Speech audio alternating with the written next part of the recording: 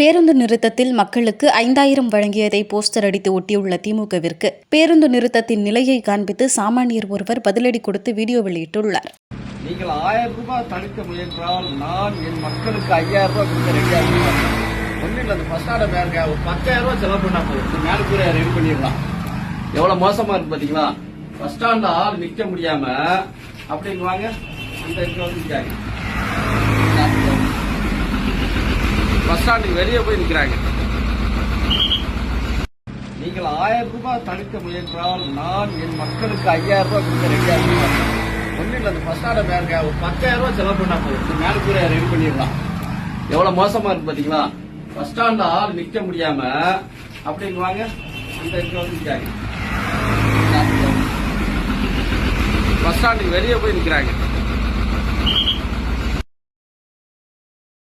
செய்திகளை உள்ளது உள்ளபடி தெரிந்து கொள்ள ரெஃப்ளெக்ட் நியூஸை சப்ஸ்கிரைப் பண்ணுங்க.